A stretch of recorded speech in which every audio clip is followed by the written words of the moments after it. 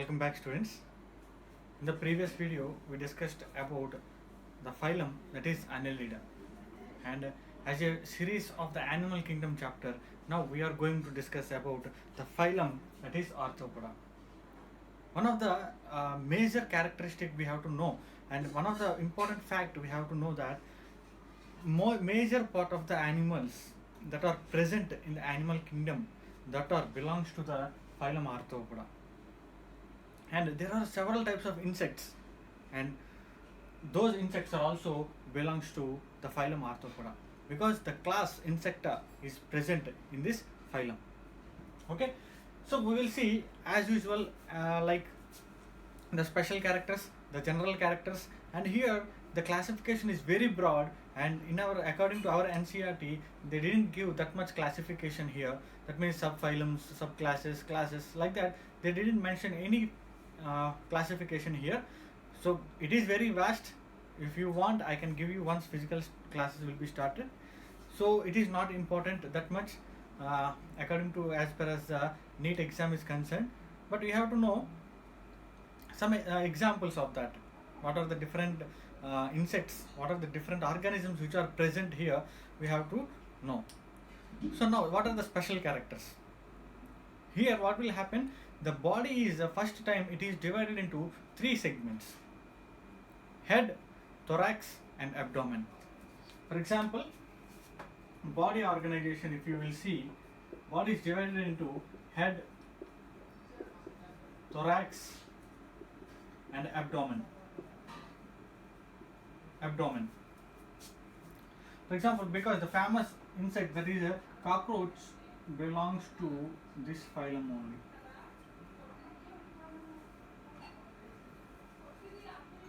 This is head, thorax and abdomen.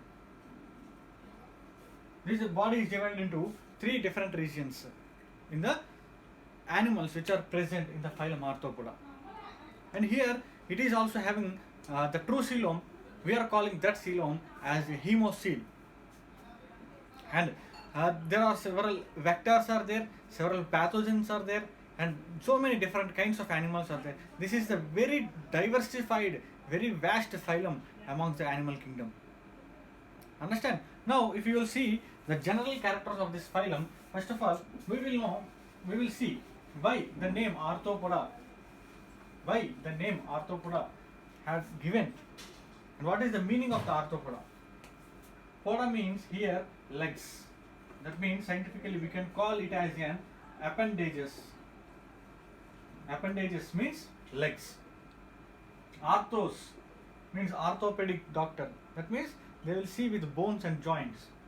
So here the arthros means jointed. That means these animals are showing for the first time, that is jointed legs. For example, if this is the organism, here it is having legs, it is having here joints. So these are the jointed appendages. And if this is another, here is a joint, here is a joint, here is a joint, sorry, here.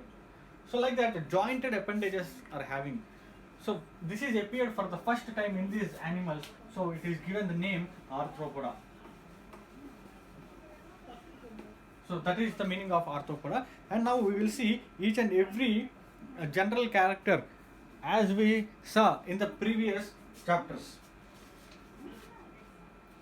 So the first one, what we are going to know about is the term Arthropoda was given by, the term Arthropoda was coined by Vancy Bold.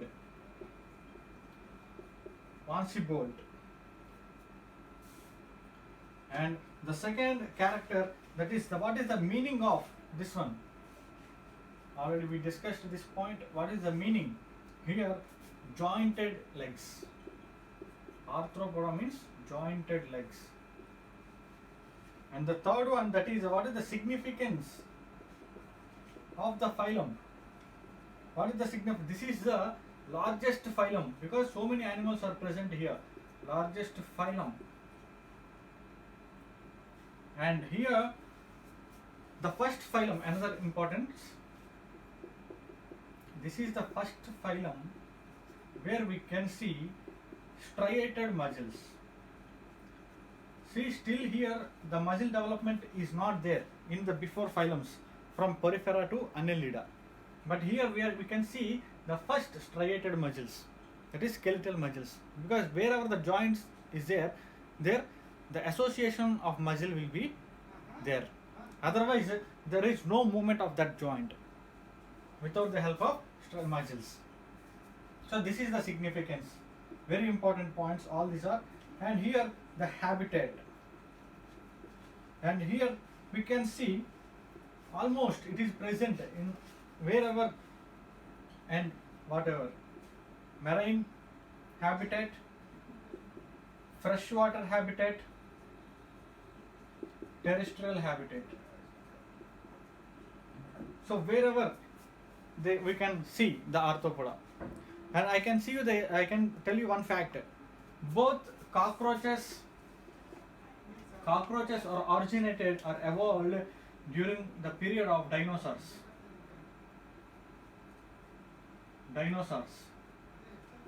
See here, from that period we are having cockroach on the earth.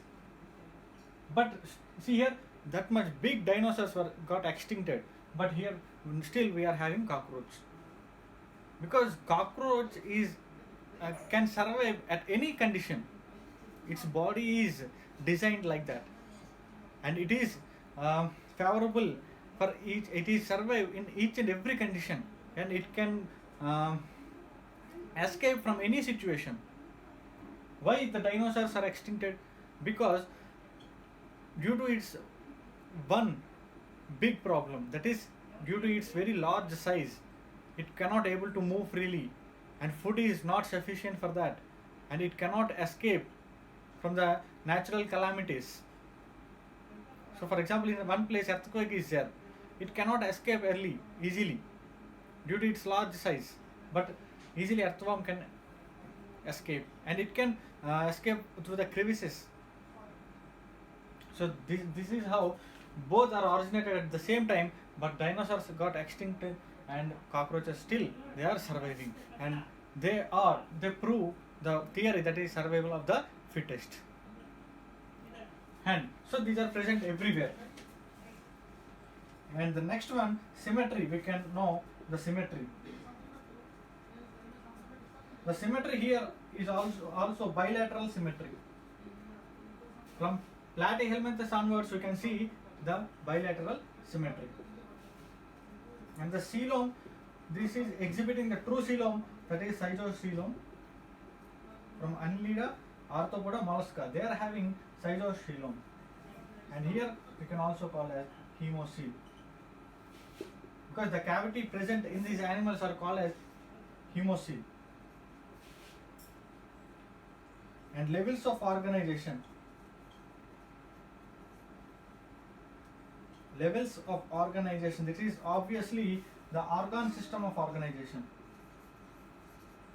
Organ system of organization. Organ system. And the remaining characteristic features, the number of germ layers. The number of germ layers. This is obviously from platyhelminthes onwards, triploblastic, ectoderm, mesoderm, endoderm. And segmentation.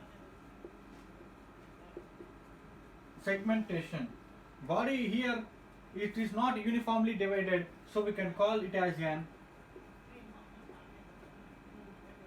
heteronomous segmentation. Heteronomous segmentation.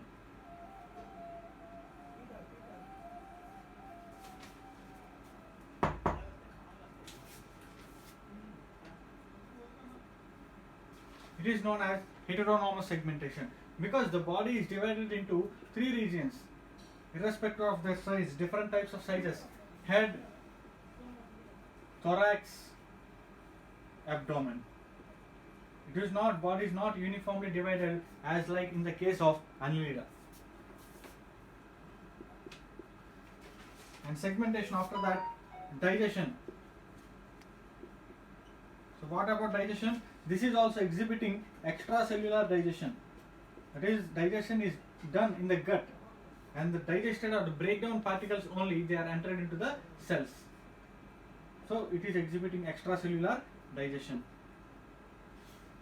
And respiration, this is very important. There are different types of organs which will perform the process of respiration. Those are gills, book gills. These are the different types of organs. Book lungs. And finally, the most and well developed trachea. See here, the cockroaches, like insects, they have trachea. And the scorpion, that is also belongs to this phylum only, they are having book lungs. And book gills like prawns also belongs to this phylum. So they are having gills. So these are the different types of organs which are modified to perform a function, that is respiration. And the another characters, if you will see,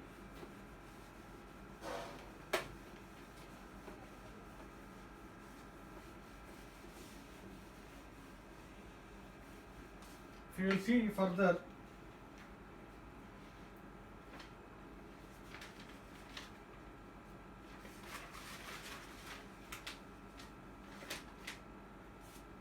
next one, that is circulatory system.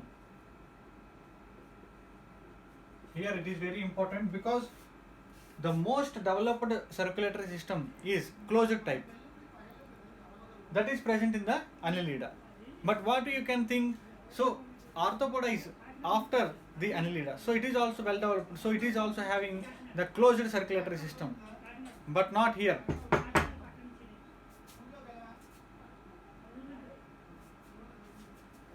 Here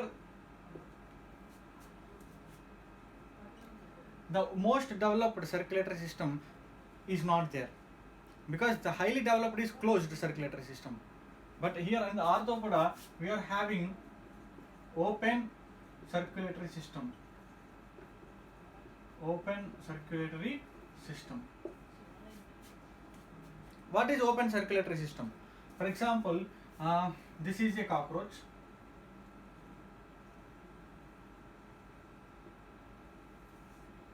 This is a cockroach.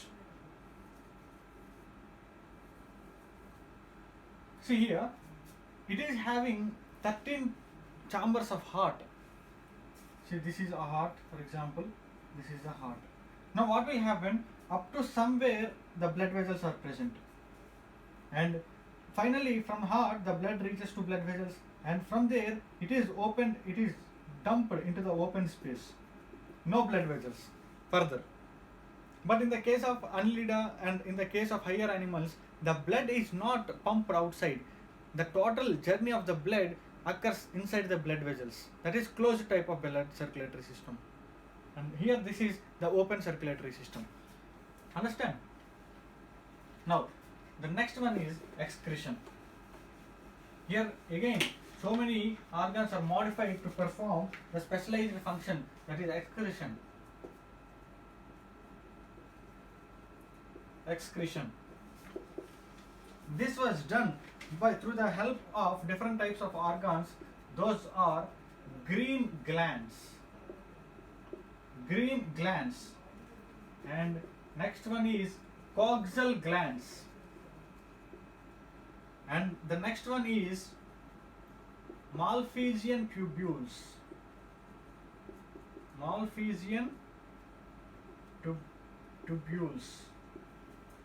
So these are the different types of organs which will perform the function of excretion. And the 14th one, that is character, that is nervous system. So what is the fate of nervous system here?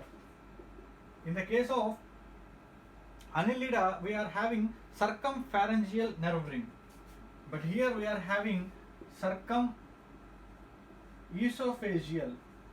This is the difference. Circumesophageal nerve ring. That means the nerve ring will connect the ganglia and forms a ring-like structure that is around the esophagus, not around the pharynx. And here we can see so many types of sense organs, because phylum by phylum the sense and the nervous system is complex. So as a result of that, the sense organs will also develop. So here we are having compound eyes,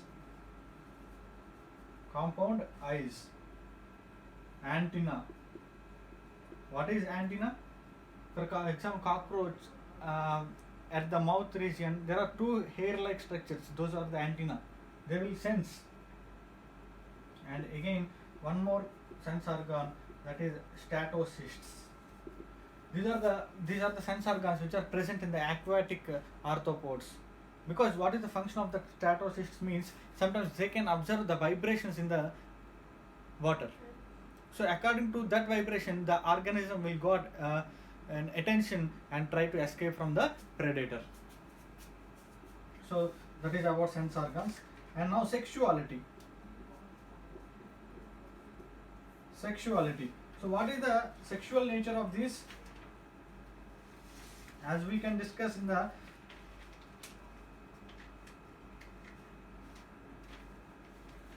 Annelida, they are both unisexual and bisexual, but here only unisexual.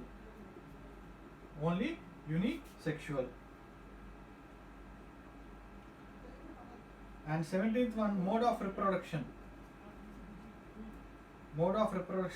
that is sexual mode, not asexual. And fertilization, that is 100% mostly internal, that means inside the organism, internal fertilization.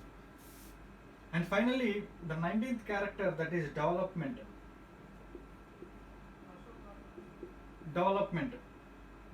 here, both direct development or indirect development, both types are there. That means again I am here trying to revise the things. Indirect means larval stages are needed. There are so many larval stages. Like example, trochophore. Here also trochophore is there. Like in the case of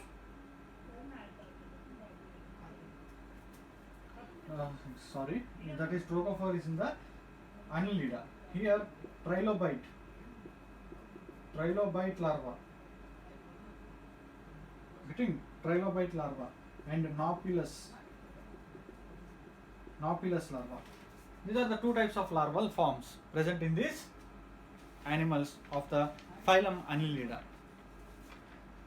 And these are the different general characters you have to know, and this will be helpful for the comparison purpose. Now we will see some of the most important examples which we have to be discussed here, and those examples again, they will act as a vectors which will helpful in human health and disease chapter. So first type of examples here is economically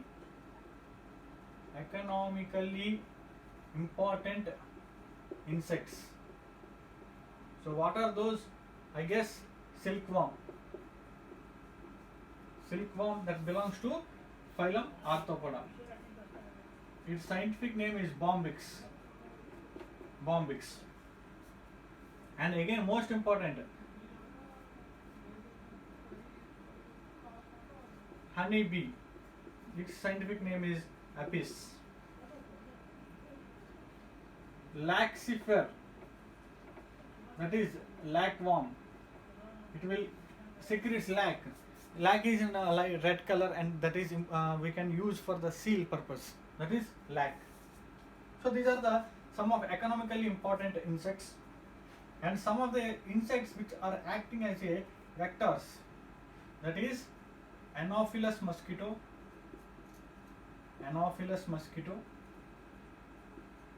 Aedes mosquito,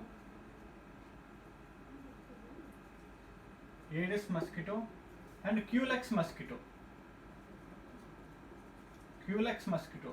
See here, the Culex mosquito is transferring Wuchereria parasite.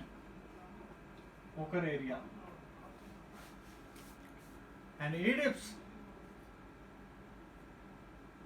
will cause dengue, chikungunya fevers, and Culex mosquito will cause elephantiasis, and the Anopheles mosquito will transfer the Plasmodium parasite from one host to another, and it will cause the disease malaria. See here, the mosquitoes are acting as vehicles for the transport of different parasites, and they will cause different diseases. So we have to take care and we have to protect ourselves from the mosquitoes. And gregarious pests, that is Locusta. In the recent news, we had seen some insects which are coming in the Rajasthan, UP, Punjab, and those are destroying the crops. So those insects are Locusta, and its common name is locust. And very important, that is living fossil, that is Limulus, very important. Its common name is king crab. So what is Limulus and what is a living fossil? Living fossil means, as you know, that each and every organism try to evolve according to the environmental conditions. Otherwise, the nature will eliminate that. But here some animals, there is no change in those animals from the past millions of years. So if an animal doesn't exhibit any evolutionary change from thousands or millions of years, that is a fossil, living fossil. It is having the living character, but it is acting as a fossil, no change. So that is known as Limulus.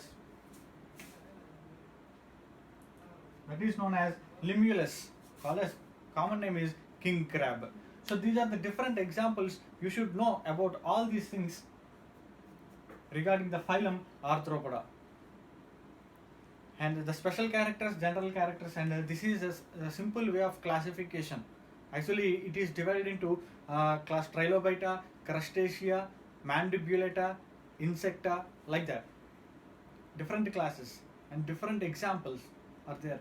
But according to syllabus, we have to stick with our syllabus, NCERT syllabus. So this is enough for exam point of view. You can practice these general characters and examples. And if you have any doubts, you can text us. Thank you so much.